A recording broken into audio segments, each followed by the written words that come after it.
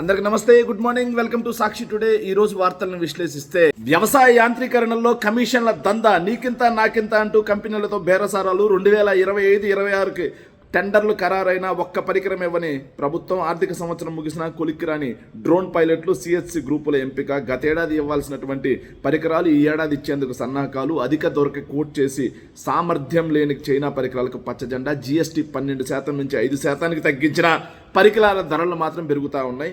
80 కోట్ల రూపాయలు దండుకోవడం కోసం పన్నాగం పండారు అని ఈ వార్త.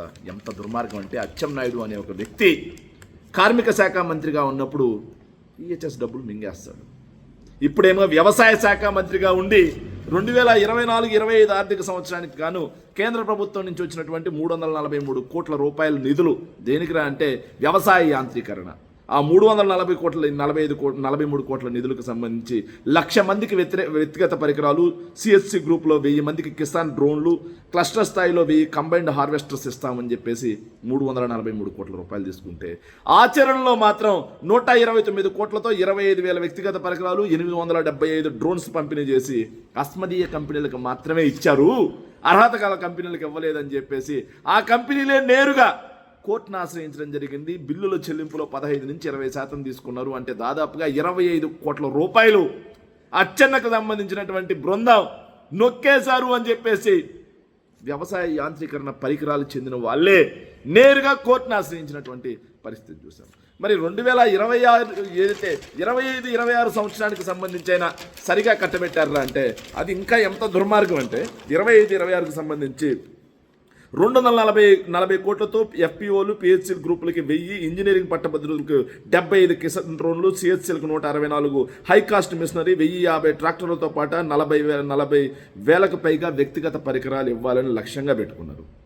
కంపెనీల నుంచి పర్సంటేజ్లు కూడా వసూలు చేసి ఇవ్వాలి అంటూ ఒత్తిడి చేస్తున్నారని అప్పుడు ఆగ్రోస్ ఎండీగా ఉన్నటువంటి రాజ్మోహన్ని అడిగితే ఆయన్ని బదిలీ చేసి ఆయన్ని కాస్త విజిలెన్స్ నివేదిక, ఆయన ఇచ్చినటువంటి విజిలెన్స్ నివేదిక తొక్కిపెట్టారు. ఆ నోడల్ ఏజెన్సీలు ఇవ్వాల్సిన వాటిని కాస్త వ్యవసాయ శాఖకి మార్చేశారు. ఏపీ ఆగ్రోస్ని, నోడల్ ఏజెన్సీగా ఉన్నటువంటి ఏపీ ఆగ్రోస్ని తప్పించి వ్యవసాయ శాఖకి నేరుగా ఇచ్చారు.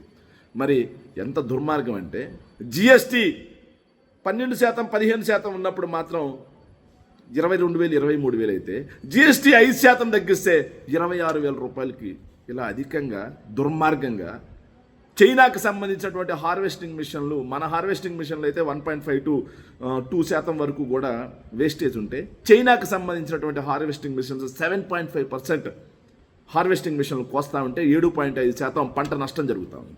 కానీ వాటినే కట్టబెడతా ఉన్నారు. అస్మదీయ కంపెనీలకి, కమిషన్లు ఎక్కువ ఇచ్చే కంపెనీలకి, అధిక రేట్లకి, జిఎస్టీ 5% అయినా సరే అధిక రేట్లకి వేసి, జిఎస్టీ తగ్గిందంటే రేటు తగ్గాలి, కానీ జిఎస్టీ తగ్గినా సరే రేటు అధికేసి 80 కోట్లకు పైగా వ్యవసాయ యాంత్రీకరణ పథకంలో కేంద్ర ప్రభుత్వం నుంచి వచ్చేటువంటి నిధుల్ని పందికొక్కుల్లా తినడం కోసం అచ్చెన్నాయుడు బృందం ఇంత దుర్మార్గంగా రైతుల నోటికాడి పొట్ట కూడా, రైతుల నోటికాడి కూడును కూడా లాగేస్తూ ఉన్నారు. రైతులకి కేంద్ర ప్రభుత్వం ఇచ్చేటువంటి యాంత్రీకరణ పథకంలో కూడా డబ్బులు నొక్కేస్తూ ఉన్నారంటే నిజంగా వీళ్ళకి రైతుల మీద ఎంతటి ప్రేమ ఉందనడానికి ఇది ఒక నిదర్శనం. స్వామికే శటగోపం, అయినోళ్ళకి కోట్ల ప్రసాదం, ఆలయాల సొమ్మును యథేచ్ఛగా కొల్లగొడుతున్నటువంటి సర్కారు పెద్దలు. ఎంత దుర్మార్గం అంటే, చంద్రబాబు నాయుడు అనే వ్యక్తి ఆయన దోపిడీకి, ఆయన అయినోళ్ళకి సొమ్ము కట్టబెట్టడానికి కాదేది అనర్హం. ఒక రేంజ్ తర్వాత ఆయన అవినీతికి అడ్డుకట్టడం, ఒక రేంజ్ తర్వాత ఆయన దోపిడీకి అంతే లేకుండా పోతుంది. ఎంత దుర్మార్గం అంటే, స్వామివారికే శటకోపం పెట్టేస్తూ ఉన్నారు. అయినోళ్ళకి కోట్ల రూపాయలు సొమ్ముని ప్రసాదంలాగా దోచిపెడతా ఉన్నారు. ఆలయాల సొమ్మును యథేచ్ఛగా కొల్లగొడతా ఉన్నారు ఈ పార్టీ పెద్దలు. సో చంద్రబాబు నాయుడు గారికి అత్యంత బంధువు అని చెప్పుకునే భాస్కర్ నాయుడుకు చెందినటువంటి పద్మావతి హాస్పిటల్స్కి, పద్మావతి హాస్పిటాలిటీ సంస్థకి ఇవన్నీ నిబంధనలు మొత్తం తుంగలో దొక్కి, టెండర్ నిబంధనలు మొత్తం తుంగలో దొక్కి, ఇంతకుముందు ఏ ఆలయానికి సంబంధించి క్లీనింగ్ కానీ పర్యవేక్షణ బాధ్యత అక్కడ టెండర్ నిర్వహించే వాళ్ళు వాళ్ళకి కట్టబెట్టేవాళ్ళు, దాంతో శుభ్రంగా ఉండేది. కానీ చంద్రబాబు నాయుడు గారు వచ్చిన తర్వాత ఆ టెండర్ నిబంధనలు మొత్తం మార్చేసి అన్నిటికీ ఒకే విధంగా టెండర్ తీసుకొచ్చి ఒక పెద్ద సంస్థకు వచ్చే విధంగా నిబంధనలు మార్చి, ఆ పెద్ద సంస్థే పద్మావతి హాస్పిటాలిటీస్ అయ్యే విధంగా నిబంధనలు మార్చి భాస్కర్ నాయుడు అనే వ్యక్తికి తొలుతగా 7 ఆలయాల్లో కట్టబెట్టారు. ఆ 7 ఆలయాలు ఏంట్రా అంటే ద్వారకా, తిరుమల, సింహాచలం, అన్నవరం, విజయవాడ దుర్గగుడి, శ్రీశైలం, శ్రీకాళహస్తి, కాణిపాకం ఆలయాలకు సంబంధించి పారిశుద్ధ్య పనులు ఇవన్నీ కట్టబెడుతూ వీళ్ళు ఏం మాట్లాడారంటే, ఒక పెద్ద సంస్థ కట్టబెడితే అక్కడ క్లీనింగ్స్ మొత్తం కూడా బ్రహ్మాండంగా ఉంటాయి, వాళ్ళు నీట్గా చేస్తారు అని చెప్పి వివరణ ఇచ్చారు. వాళ్ళు ఎంత నీట్గా చేస్తారా అనడానికి ఉదాహరణ ఏంటంటే విజయవాడ దుర్గద గుడి. ఒక వ్యక్తి టాయిలెట్లో చనిపోయిన తర్వాత 3 రోజులకి గుర్తుపెట్టారు.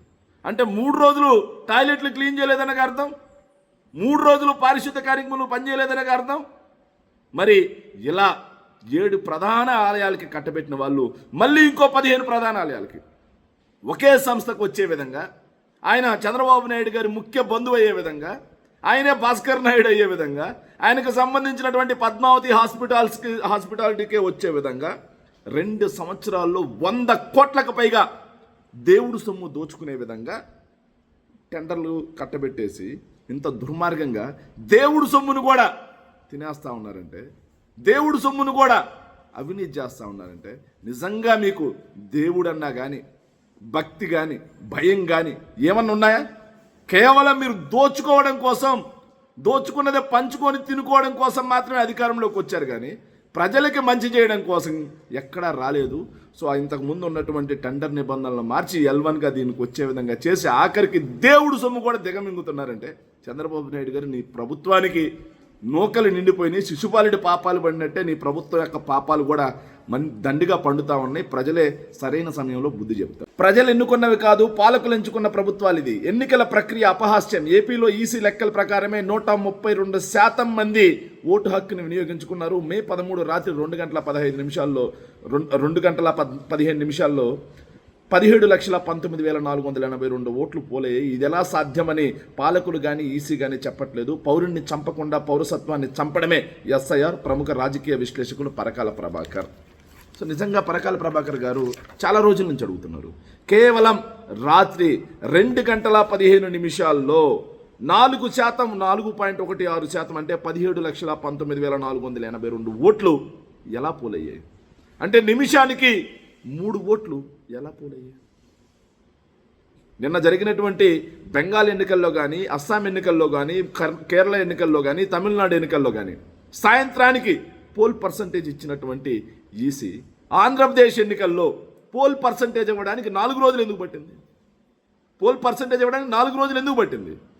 సో 132% మంది అదనంగా ఎలా ఉపయోగించుకున్నారు ఓట్లు? 90% పోలింగ్ అవ్వడం సహజమే, కానీ 132% మంది ఎలా పోల్ చేశారు? చనిపోయిన వాళ్ళు కూడా చోట్లేశారా? అలాంటి ప్రభుత్వం ఇది? సమాధానం చెప్పాల్సినటువంటి బాధ్యత ఈసీ మీద ఉందా లేదా? కానీ ఈసీ ఎక్కడ చెప్పట్లా. సో దుర్మార్గంగా ఆ ఎన్నికల్లో 2024 మే 13 జరిగినటువంటి ఎన్నికల్లో 132% అంటే దాదాపుగా 51,83,249 ఓట్లు అదనంగా పడ్డాయి.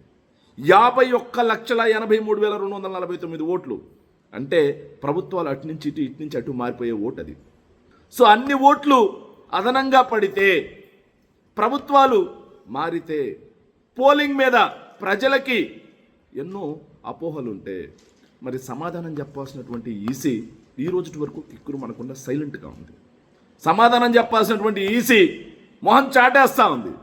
మరి ఎన్నికల ప్రక్రియ మీద సామాన్యుడికి ఎప్పుడు నమ్మకం కలుగుతుంది అని చెప్పేసి పరకాల ప్రభాకర్ గారితో సహా ఎంతోమంది మేధావులతో సహా ప్రజలందరూ అడుగుతున్నారు. దీనికి సమాధానం చెప్పాల్సినటువంటి బాధ్యత, అకౌంటబిలిటీ తీసుకోవాల్సినటువంటి బాధ్యత కేంద్ర ఎన్నికల సంఘం మీద ఉంది. Thank you.